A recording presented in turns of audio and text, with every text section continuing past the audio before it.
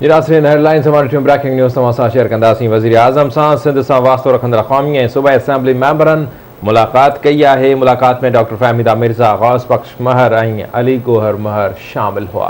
जी नाज़रीन, अवां खे अहम ख़बर ॾियूं पिया। पॾे वज़ीर शाह महमूद कुरैशी भी मुलाक़ात में मौजूद हो।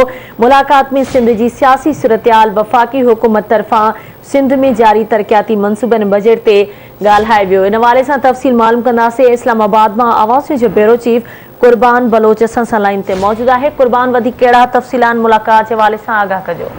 जी, वज़ीर आज़म इमरान ख़ान सां अॼु पीटीआई सां तालुक़ रखंदड़ एमएनएस ऐं इत्तेहादी एमएनएस ऐं वज़ीरनि मुलाक़ात कई आहे, जिन जो तक़रीबन तालुक़ सिंध सां आहे। वज़ीर आज़म सां जिन अॻवाननि मुलाक़ात कई आहे उन में वफ़ाक़ी वज़ीर डॉक्टर फ़हमीदा मिर्ज़ा, क़ौमी असेंबली जो मेंबर गौस बख्श खान महर ऐं सिंध असेंबली जो मेंबर अली गोहर खान महर भी शामिल हुआ। इन मुलाक़ात में परॾेही मामलनि वारो वफ़ाक़ी वज़ीर शाह महमूद कुरैशी मौजूद हो। ज़रिया ॿुधाइनि था त हिन मुलाक़ात में सिंध में सियासी सूरत हाल ते तबादला ख्याल कयो वियो, ख्यालनि जी ॾे वठि कई वई।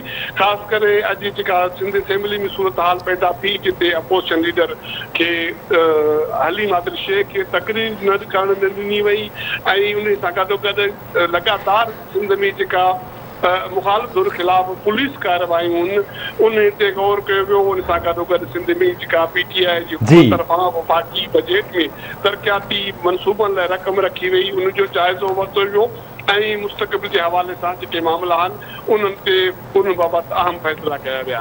जी, वॾी महिरबानी कुर्बान साहब इन हवाले सां अपडेट करण जे लाइ।